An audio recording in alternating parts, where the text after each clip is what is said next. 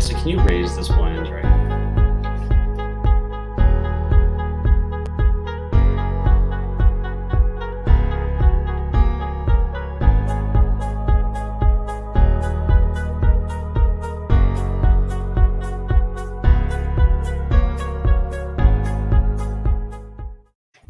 Hi, and welcome to the Ellis Talker Show. I'm DV LeBron. It is currently, we're in early voting for our House District 10 candidates. There are two candidates left, Mr. Brian Harrison and Mr. John Ray. And, get out there and vote. And remember, it ends Tuesday. Tuesday is the election day. So make sure you at least get there before then. I wanted to go ahead and have Brian on again. And I thank you so much for being gracious enough to come on my show again, sir. I know you're busy and I do appreciate your time. No, I'm thrilled to be with you. And I apologize if I'm a little sunburned or sweaty. I just got back from working a poll all day, which is actually something I really enjoy doing in campaigning. I'm very old fashioned. I like to ask for support in person and introduce myself to folks personally as much as I can, be it knocking on their doors or talking to them as they're voting. So I'm happy to be with you. Well, thank you. I know that you get out there. I've seen you out there when I went and voted the last time. You do stay out there all day. So I wanted to go ahead and kind of piggyback on what we kind of left off of on the other one, because, I want to really review. I didn't really want to do that. They could watch the first interview and I covered things. But I guess briefly we could say, can Texans be confident that you're going to protect their Second Amendment rights? They absolutely can. And just a quick update, I'm sure most of the viewers know, but in case they don't, since we last spoke, we did actually have an election. I think the last time we spoke was before the election. And I just want to say a thank you to all the viewers out there who catapulted my campaign into just a staggeringly impressive first place victory. It was the results surpassed even my sort of best case scenario. We won the majority of every Republican who voted on election day, and we won both counties, the majority of the precincts, in just an overwhelming fashion. So just thank you. Just a quick update to catch folks up on where we are on the election, and then of course early voting this week with the election next Tuesday. But yeah, I care greatly about the Second Amendment, and I'm not a lawyer. I think actually we have too many lawyers down in the legislature, and I don't think the Second Amendment was written in such a way as to need, all the parsing and hair splitting that's going on there. I think the words "shall not be infringed" are pretty self-explanatory, and I'm really proud that as a Texan, our legislature got constitutional carry through, and I will absolutely be the strongest supporter of Second Amendment rights from the second I'm elected as the next state representative from HD10. You bet. So what's your favorite carry weapon? So the concealed carry weapon that I have is a 6-hour 239. It's the 40 millimeter, and I've had it for several years now. I'm a big fan of that weapon. Nice. So you definitely know which end works. Do you go out get out to the Do you get out to the range much? I haven't been able to as much as I would have liked. I think you're aware that for most of the last 3.5 years, I was working for President Trump up in Washington in that area, and they are just complete tyrants when it comes to Second Amendment protection. So it's very difficult to have a firearm when I was up there. But I do have it here, and let's just say, I won't say exactly where, but readily accessible. Should it be needed? Should it be needed in the middle of the night? Yes, sir. It's definitely, and DC is a poster child for what happens when they take away your Second Amendment rights. I mean, it's very difficult to own a weapon in that city. So going into other things in this state right now, we're experiencing redistricting. I think there is a proposal right now in the Texas Senate to split up the Senate area right now, which encompasses Ellis County. They're talking about splitting it in two. I want to get your thoughts on that, and just in general, what you would like to see if you were elected and you go to Austin. Yeah, I was sure. No, and I thought we were staying on guns a little longer, so I didn't mention. Wait a minute. Yeah. No. What no, is it? I can do that. Good. Yeah. No. You're good. We can go on to redistricting. Now, I I've mean, got do the you high. have No, do you're you good. You're have an good. AR? Because I Beto wants don't. to take away your AR. I don't. So I don't. I do have the highest rating from the NRA, and because a lot of people don't realize that HHS, which is the agency I was the chief of staff of for President Trump, actually has a lot of national security responsibilities, and we have a lot of partnerships with the Department of Defense. So, no, I do not own an AR, but I have been very fortunate to be able to shoot with, shall we say, some of the best trained soldiers the United States Army has. that is cool. Yeah, You bet. I'm always down to talk. And so that was there's Yeah. two things that you'll get. Well, three. You'll get me Jesus. You definitely get me C10s and guns. I can do Awesome. that. But no, but to your question on redistricting, and it's a really timely question. I mean, we have a special session going on as we speak, and honestly, I think it's tragic that HG10 does not have a representative down there right now in the fight. I was disappointed when I saw the draft maps on the Senate side coming out that does show Ellis County getting split up. There clearly are forces that do want to do that. I'll tell you, I don't want that. I'm a big fan of Ellis County and keeping the cohesion and the force of our conservative values all together, because I think we're going to be most strong in our ability to fight for conservatism when we're all together. So I look forward to working to keep Ellis County together from the very first second that I'm sworn in down there. Excellent. Now, recently there was, I guess there's some of the laws that are changing on when it comes to medical marijuana, and as that applies to veterans with PTSD. Yep. And so I wanted to know your thoughts on that kind of, run through that subject that really doesn't get covered. And I want to know what your stance and opinion is on that. Yeah, it's a great question, and I think I like to go back to first principles as often as I possibly can. And I'm a big 10th Amendment states' rights guy. I think the federal government is there to only execute those powers clearly enumerated. And unfortunately, with marijuana or with cannabis policy, what we have is this labyrinth of contradictory, conflicting, overlapping regulatory jurisdictions, and it's all mooted out what the states want to do because it's currently scheduled in Schedule 1 of the Controlled Substances Act at the federal level. So technically, all of it is still criminal federally.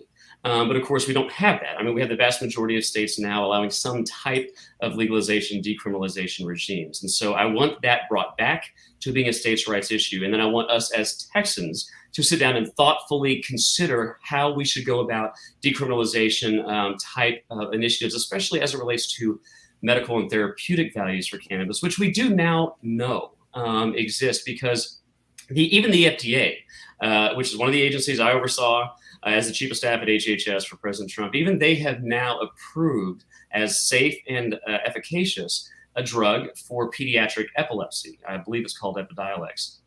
And so I do know there's some therapeutic value that we need to see. And quite frankly, because it has been all handled at the federal level, we haven't been able to advance as far on research as I would have liked for us. My heart breaks for children who could have been, benefiting from those types of treatments. And I know there's a lot of people who suffer with PTSD who are reporting really good responses to that treatment. And I care deeply about taking care of and supporting our veterans, especially with the mental, physical health and welfare after they finish serving their country. So I'm very much open to contemplating things like that. So recently, or coming into state law, it passed and it's coming on in 2022. It's going to become harder now for a disabled vet to park in parking spots for disabled when they are disabled, because this bill that was passed by a Texas House member from New Brunswick, a Republican with 2 Democrats. And basically it's going to make it more difficult. And so I'd like to know if that's something that you'd be interested in looking at. I wouldn't say repeal because, I'd like for you to take a look at the issue thoroughly. But is that something that, you can get on the record as you're going to review and see if you can pass legislation making it a little bit easier for veterans? Because like right now, it's going to require these notes from your doctors. Well, veterans that go into the VA for a doctor to try to get anything signed is a mission like you wouldn't believe. It's awful. It's awful. So that standard change. Would you be willing to look into that?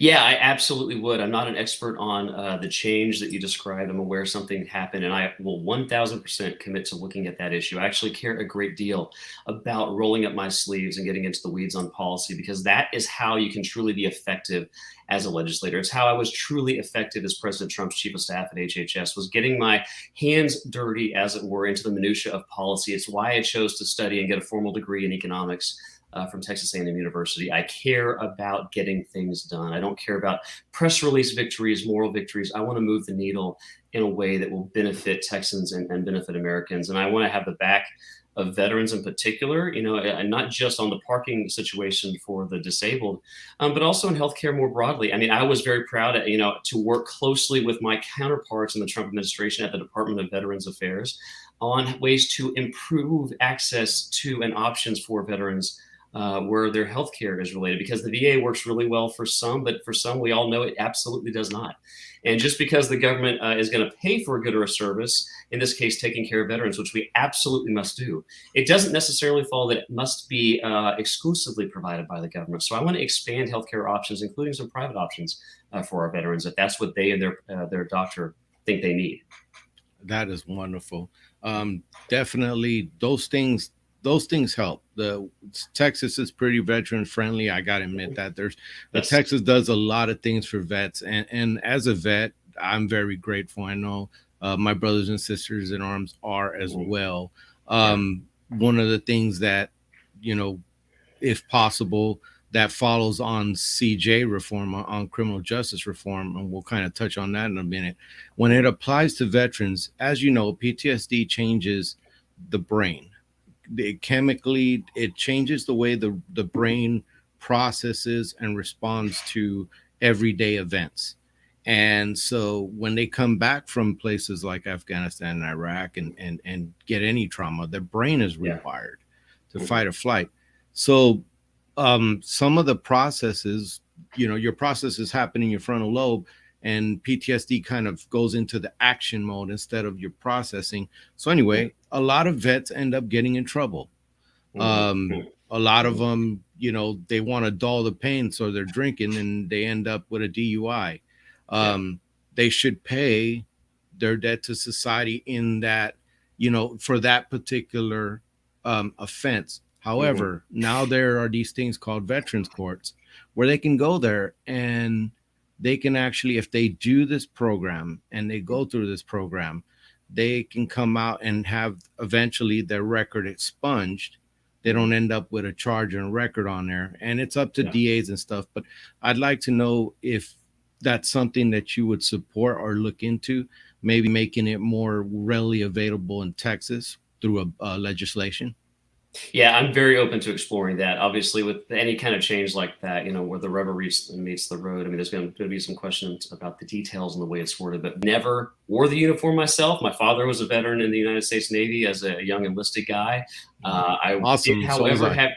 Oh, awesome. He was a CB briefly in the Vietnam era. So I never wore the uniform. However, both myself and my wife have been honored to serve our nation in the Pentagon as civilian roles. And I've had the privilege of working with hundreds, soldiers, sailors, airmen, Marines, guardmen, National Reserve. And I just have the absolute highest honor for anybody who ever puts on that uniform, because the second you put on that uniform, you are explicitly volunteering to lay down your life for our country. And anybody who makes a commitment like that, I will have their back from the second they get out for the rest of their life to make sure they are taken care of. I can absolutely commit to that. That means a lot. I really appreciate that. And I'm sure my brothers and sisters in arms who are listening do as well.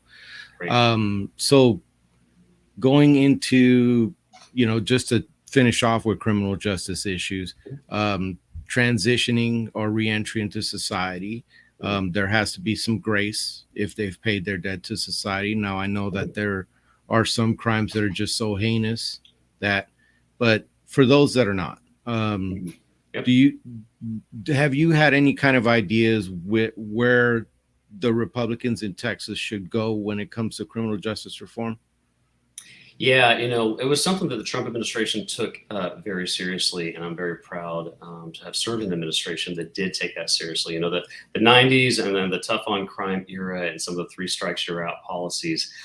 We have seen some consequences in the ensuing decades that cause sort of a need for retrospective analysis on that. And what I want to do, because I support firmly law enforcement, first responders, I'm super honored to be endorsed by the Midlothian Police Officers Association, because in addition to veterans, I want to be very clear, I will always have the back of our first responders as well.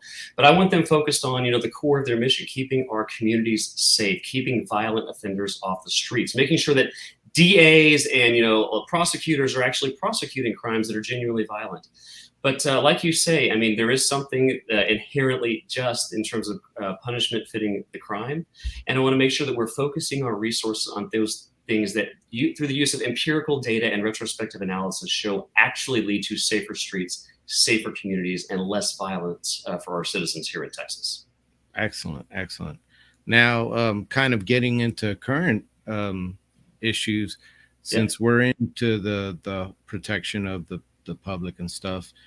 Right now, we've had something like in this year, we've had over 1.3 million, I think is the number of apprehensions. And that's not even the ones that were caught on the south. Oh, yeah. That's not even the ones that got away on the southwest border.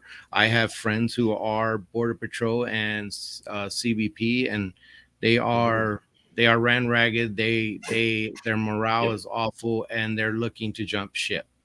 So I want you to speak on some of the things that you would support as a legislator, bills that you would try to pass or introduce to address this crisis on our borders, because it is a crisis. Yep. And one of the things that have been brought up before you answer it is possibly Greg Abbott putting the troops there and shutting down Texas. Like, you are not coming into Texas, period, until the feds figure it out. And I don't know the constitutionality of that, but I just want you to speak on it.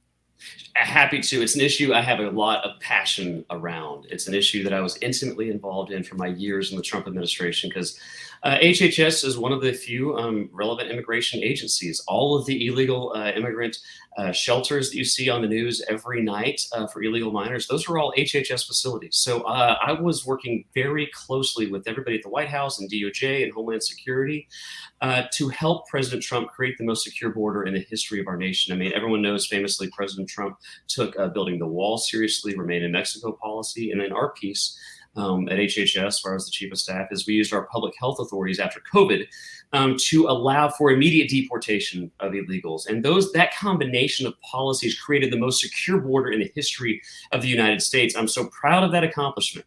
And I'm so absolutely just frustrated and honestly angry at what President Joe Biden has done.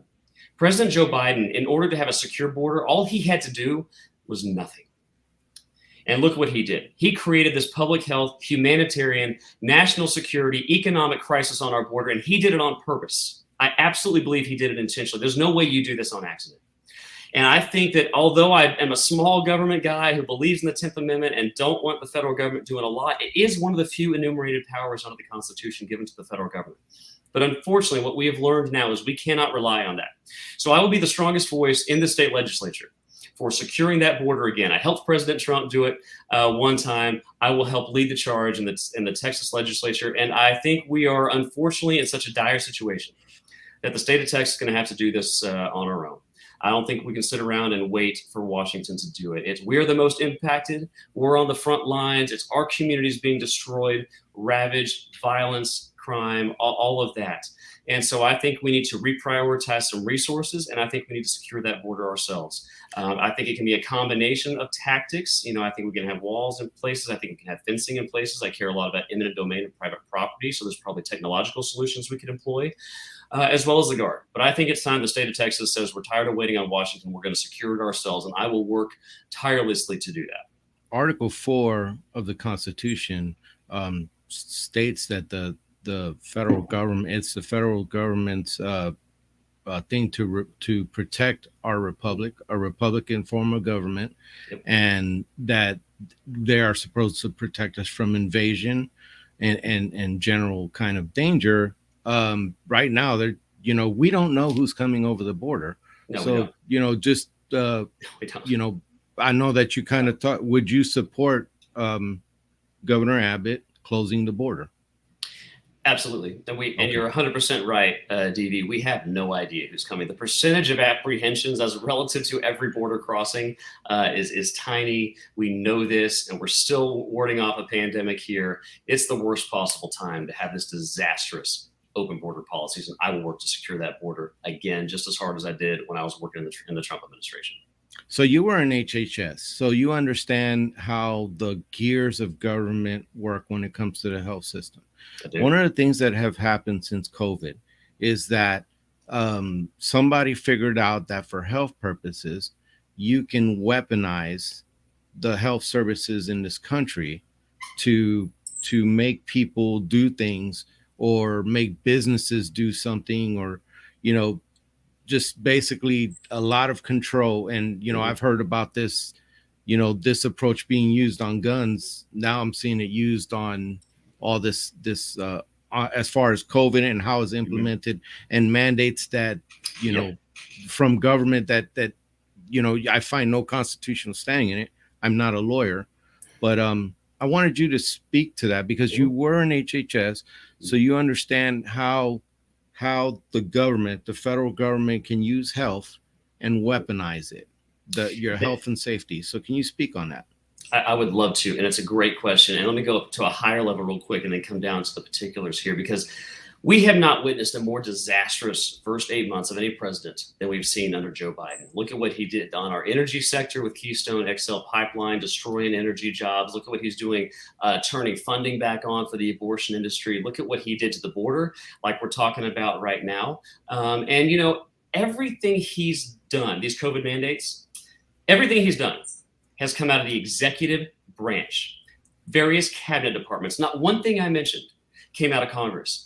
It is so critically important that we send somebody to Austin in this election who understands the problem. I am the only candidate in this race who has any experience reining in the federal bureaucracy and federal overreach. And I have a lot of it. I was the chief of staff for President Trump at HHS, which is the largest federal bureaucratic executive branch agency, not just in the United States, but in the world. I oversaw a staff of 85,000 people. I had a $1.4 trillion budget, and we had approximately 20,000 federal regulations. And the reason I'm talking about regulations is because these regulations that are put out by cabinet agencies, they carry the force of law, but no congressman voted on it, no senator voted on it, and no president signed it. Literally unaccountable, no bureaucrats who you'll never know their names can put these things out called regulations, and they are as binding as if all of Congress, the Senate, and the president took an action. And the reason that background is important is because that's how Biden has created all the disasters so far. And the biggest overreach we're facing right now as Texans and Americans are these unconstitutional and flatly illegal COVID mandates. Okay. And the way he's going to do them is not by going to Congress and asking Nancy Pelosi for help. He's going to turn to the Secretary of Labor and to the Chief of Staff for Joe Biden at the Secretary of Labor. And those people are going to issue a regulations under the APA, it's called the Administrative Procedure Act. That is how they are going to require Texans who work at employers bigger than 100 people to basically be forced to have a COVID vaccine. I have wielded those responsibilities for President Trump as his chief of staff at HHS. I know the limits of those powers. I know it's unconstitutional. I know how they're going to break the statutory authority that the Department of Labor has. And if we don't send more people that understand the problem, then we're definitely not going to have good solutions. I will be thrilled to lead the charge in the state legislature at pushing back on those COVID mandates. It's one of the reasons Senator Ted Cruz, who evaluated me and who evaluated my opponent, and who never endorses in state races, made an exception to come in and do everything he could to support me and help me win, because he at the federal level is working to ban these COVID mandates. I will do everything in the state level to ban COVID mandates. We don't need mask mandates. We don't need vaccine mandates. We don't need vaccine passports. And we do not need any more of these calamitous shutdowns. I am absolutely uniquely suited to know how to push back and stand up for our rights as Texans, because while COVID is deadly and dangerous, a loss of freedom and a loss of liberty is far worse. Because as John Adams says, liberty once lost is lost forever. And that's why I'm running for this seat, is to protect liberty, protect freedom, and to put government back into the box that the Constitution built for it, so my kids can have a free and prosperous Texas. So do you support the state of Texas becoming a sanctuary state for vaccine mandates? Yeah, I will support every measure to make sure that no Texan is forced by a government agency, be it federal or state or any, to be forced to take a vaccine that they do not want or believe they need. All right. Well, I'm going to go ahead and touch on a couple other things and then start wrapping it up because I really appreciate your time and I don't want to take too much of it. I'm enjoying this. Yeah, I am too. So I wanted to talk about briefly something we didn't talk about last time, and big hot topic issue, life, and when it starts and the heartbeat bill that was passed. Yep. That's become quite controversial, and obviously, it's been all over the place, and people are apoplectic about it. Yep. I want to know your stance on that bill, and do you think that we should do something differently? I am incredibly supportive of the heartbeat bill, and I am incredibly pro-life. Okay, there's never been a more pro-life chief of staff in the history of HHS, too. I can tell you that. And we delivered amazing victories for the unborn when I was in a leadership position at HHS. We defunded Planned Parenthood for the first time in 50 years. And I am so proud that when this seat became open, I don't just have the support of, but Texas Right to Life. Okay, the premier leading advocate for the unborn in the state of Texas actually really begged me to run for this seat because they know how pro-life I am. They know I don't just speak about being pro-life. They know I have a track record. I was instrumental in creating the biggest pro-life achievement in the history of the United Nations on the world stage, pulling together a coalition of nations to come together and stand up against the abortion industry. And I will fight tooth and nail to protect the heartbeat bill. And one thing that's really telling, because people do often ask for contrast in this race, what separates you? I'm really proud to be supported by Texas Right to Life, who fervently supported that bill. My opponent is backed by an organization that absolutely did not support that bill. And I will also commit to supporting, co-sponsoring priority legislation to protect the unborn every day that I am in the state legislature. Okay. Real quick, as far as schools are concerned, what are your thoughts? What do you believe the role is of a state legislator with our local school districts? And what can the school districts here in Ellis County expect from their assemblyman? Well, they can expect somebody here to have their back. And I'm glad you asked this because there's been so much dishonesty and lies from my opponent about my position on this, literally to the extreme of having to doctor videos to make it sound like I have a position that I've never held and don't hold. I am really proud that here in HG10, all across Ellis and Henderson counties, we have terrific and fantastic public schools. My wife and I proudly send, we only have 2 school-aged children. We have 4 total. 2 of them are school age, and they both attend public schools right here in Ellis County in Midlothian ISD. And I have the absolute complete expectation they're going to get a fantastic education. And I'm vested in this too. I'm going to have children in public schools for probably the next 20, 21 years. So it matters a great deal to me. I support our teachers and I support our public schools. And what I want to do as a legislator is make sure they are empowered to teach to the students, not to teach to some tests.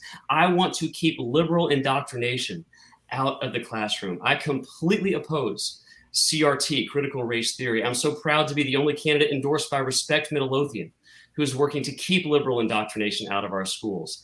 And I'm backed by supporters who support that, who support empowering teachers. My opponent has chosen to team up with people who want to force CRT in our schools. I could never abide by that. He wants his team wants mandates on masks in schools, and the same folks that back him also, but just as an aside, oppose election integrity, something I feel very strongly about.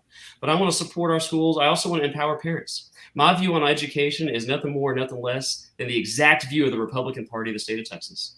I am proudly and unabashedly a supporter of school choice because I believe parents should have the option to send their kids to private schools, to public schools, to charter schools, or to homeschool their children, because nobody has the same interest in an educational outcome than a parent does. And so I want to empower teachers. I want to support our public schools, which are terrific here. And I want to empower parents to choose the best manner and the best approach to educate their kids. So will our local board members here in Ellis County be able to reach you if they need you on an educational issue? Can they count on you for the support?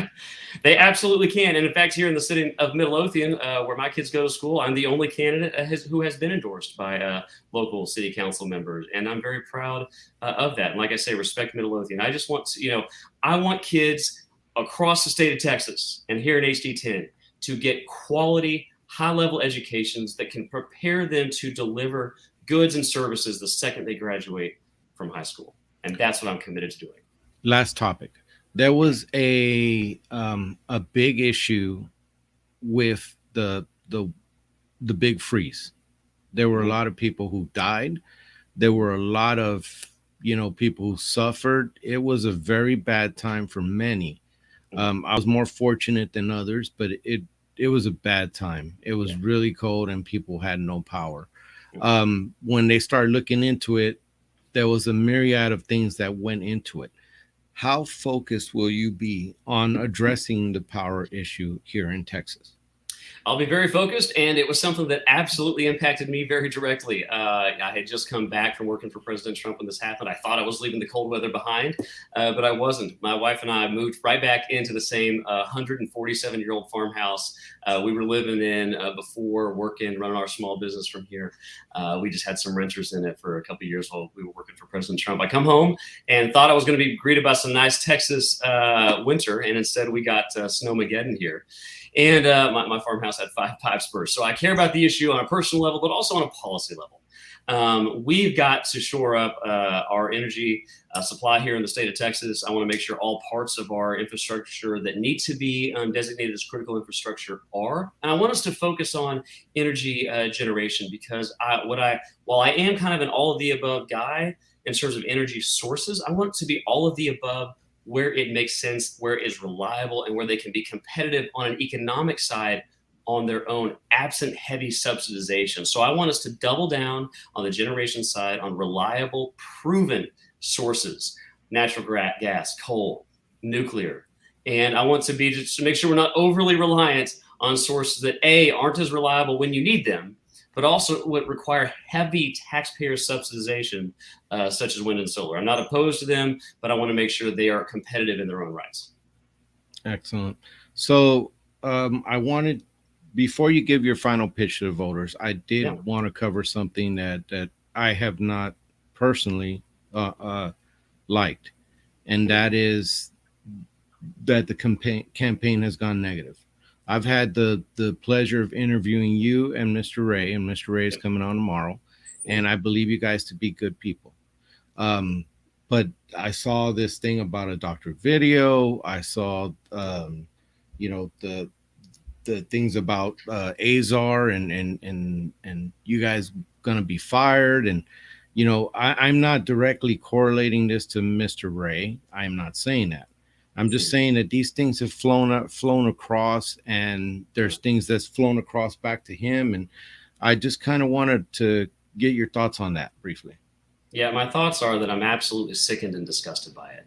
And I'm incredibly proud of the 100% honest campaign that we have run over here. I believe in character and integrity, and I want that to permeate every aspect of my campaign. And it absolutely has. I never thought in a million years, after working over 20 hours a day for years, accepting the call of duty and service to go and take my Texas values and my beliefs in our shared values of individual liberty and freedom and our beliefs that big government's got to be reined in, and who have worked as hard as I did to protect the Texans that I grew up with and to protect Americans across the country when I was serving in the Trump administration by doing everything I could to end taxes. And I personally am so proud I ended taxes on hundreds of small businesses across this country, that I was able to sunset almost 20,000 federal regulations, that I was a senior Trump official charged with rolling out the whole Title X rule that defunded Planned Parenthood. I'm so proud of the conservative accomplishments that I was able to play a very huge role in delivering for the American people. I never imagined I would come back home to Texas and have somebody who calls themselves a Republican turn around and attack me for those very things. And, it's almost as if because my opponent, who has never had the type of responsibility I have, who has never had conservative victories like I have, just because he can't comprehend that somebody who is so driven, somebody who is so ideological, somebody who is so passionate in the pursuit of freedom could have made these accomplishments. It's like he's basically saying they can't happen. And you know why he's doing that? He's doing that because we won the election, and nobody in Austin, none of the liberal PACs that are backing him, believed that were possible. He didn't believe that was possible. And he has now decided that the only way he has to win this election is to destroy me. And he doesn't have anything honest to destroy me on, so he's having to make stuff up. People told me if I ran against him, that would happen. And unfortunately, we are seeing that before our very eyes. The only things I have ever talked about with my opponent are 100% sourced, fact-checked, documented, and we put that in our material. I do talk about his voting record because he had the high honor of representing Ellis County and Henderson County for 3 full terms. And instead of fighting for our values, he went to Austin and he embraced the absolute worst of the Austin swamp. And it's why every reputable conservative organization in the state of Texas gave him career Fs and Ds. And the people of the state, or of Ellis and Henderson counties, do have a right to know the official track record of the people that are voting. And I would say the same thing for me. If he wants to critique something in my actual record as a very senior government official, that's all completely fair game. But when we have to go to the point where he doctors a video where I expressly say, I'm for public education, I'm for school teachers, doctors it, sends it to every educator in the state of Texas, or at least in the district, and says Brian Harrison hates public schools and Brian Harrison hates teachers. That's disgusting. It's dishonest. We should have higher standards as Republicans. This stuff about Azar, my goodness, and how I call myself, that I've claimed to be the White House Chief of Staff, this is the silliest thing I've ever heard. I knew President Trump's White House Chiefs of Staff. I worked with all of them. I was President Trump's Chief of Staff at HHS, which is the only way I've ever described myself. It's the way the liberal media describes me when they've attacked me for doing conservative things. It's the way my direct report boss, the secretary, referred to me, because I was one direct report away from the President of the United States. One. It's the way Senator Ted Cruz describes me, because it was the job. And what my opponent doesn't understand is that I was appointed to that position not by the secretary, but by the White House. There's a whole office in the White House that handles it, and I know this really well because it was my first job working for President Bush right out of Texas A&M University. There's an office called PPO, the Presidential Personnel Office in the White House. That is who selects these jobs, and it was the White House that appointed me President Trump's Chief of Staff at the Department of Health and Human Services. And all this stuff on, being fired and that sort of thing, I was with there until noon on January 20th, over 3 years of service. Do you know how many chiefs of staff and cabinet secretaries were there that long? Extraordinarily few. And President Trump himself, over a year ago, debunked this as a lamestream disinformation campaign, called it fake news himself. So this was over a year ago. So my opponent is now making up lies about me, doesn't even bother to source them, and is in fact republishing stuff that liberal rags who hated everything I did in the Trump administration, hated everything about the Trump administration, published, and President Trump himself knocked down well over a year ago. It's sad. The citizens of HD10 deserve better, and I'm proud of the honest campaign I'm running, and I look forward to being a state representative that they can be proud of, that will faithfully represent their views and conduct myself in a highly ethical manner once I'm elected to this office. You made some allegations about your opponent. Is there somewhere where the citizenry can look this up and find out, like, some of the things that you've said? So the only things I've ever said about my opponent, I have run a positive and a honest campaign, 100%. The only things when I am ever talking about my opponent, they are on his voting record. And we put it all out there for the world to see. Every mail piece clearly documents it. You can go to rayfax.com, if you want to read it for yourself. Fact check me. I think people should look for themselves and do their own research. The only things I have ever talked about him would be on his voting record. And it is objectively true that John Ray campaigns as a conservative and yet does not vote as a conservative when he's down in Austin. And it's why Rice University objectively rated him one of the least conservative members. He absolutely was voting to force tax dollars to buy contraception for children. Texas Right to Life, even though he'll tell you he's 100% pro-life, he doesn't tell you about the bills that he helped make sure did not get to the floor. And that's why Texas Right to Life gave him a D for his voting record and or his actions in office. And you can fact check all of that, and we put it all on rayfax.com. And the only thing, and to be very clear, talking about somebody's voting record. That is information the voters deserve to know. And it's if people think that is negative, honestly, I think that says a lot more about his voting record than it does about any mail pieces that we've put. Before you get into your final pitch to the voters, yeah. What do you like about your opponent? Sure. I actually was mentioning this to somebody the other day. They were asking me about that. And I think I actually even wrote online somewhere. I can't recall, but I know how tough it is to run a small business. My wife and I ran a very small animal breeding business right here in Ellis County. He has had small business success here in the district for a lot of years. And his success is absolutely to be commended, 100%. Okay. I'm a big proponent of definitely keeping these things positive, because our country's so ugly. Our county doesn't have to be. Maybe I'm a little optimistic, or I don't want to be Pollyanna about stuff. I just, I believe in this county and the people in it. I do too. So go ahead and give them your final pitch. This is it before Election Day. Well, I believe the county, both counties, both Ellis and Henderson, want positivity. They want honesty.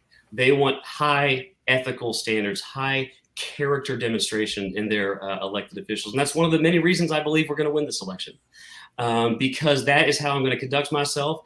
And the biggest reason, that I'm running, I've talked about my kids a lot, and I know that might sound a little bit cliche, but as a young man, I grew up listening to Ronald Reagan talk about the United States as that bright and shining city on a hill, and he would do it with that little glint in his eye. And DV, we are at a crossroads here. We've talked about several issues facing our country, maybe none more profound than this threat to our liberty from these unconstitutional and illegal COVID mandates.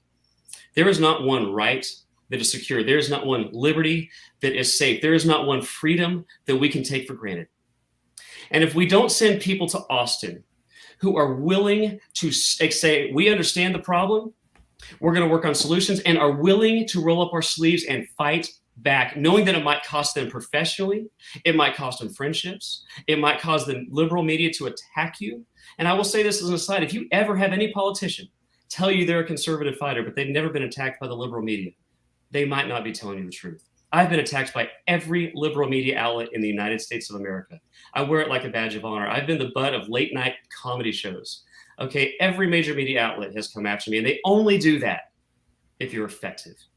And even though the swamp knows me and the swamp hates my guts, there's not one member of the swamp who would ever say I wasn't effective at fighting for conservatism. And I will never shy away from a fight if conservative values of freedom, liberty, states' rights are on the line. And that is why I'm running, to make sure my children, your children, and grandchildren can have a fighting chance at growing up with the freedoms I enjoyed as a kid, and that we will have a safe, a free, a prosperous Texas and United States of America for the next generation. That's why I'm running. I'm the only candidate with a plan to do it, and I would be so honored to represent my friends and neighbors as the next representative from HD10. Thank you so much again for coming on and talking to the voters. And like I tell every candidate, it takes a lot for you to put yourself in a chopping block and put your family through this. It's a hard thing. And so I commend you for wanting to serve. It is the highest calling, wanting to serve the people. Again, I thank you for coming on. Everybody, make sure you get out and vote. Election day is Tuesday, but we are in early voting right now. So it is Tuesday, right? Election day. It is next Tuesday. That's right. Yeah, this has been the longest political season in the history of man. And so, yeah, please join me for my interview tomorrow with Mr. Ray. And he gives his final pitch. And again, thank you so much for coming on, sir. I really appreciate you. Now, with elections this short, you are doing just a tremendous public service, DV. Getting information out there so folks can evaluate the candidates is tremendously important, and I can't thank you enough for doing what you do, and I appreciate you having me back on. Thanks, buddy. You take care. Take care.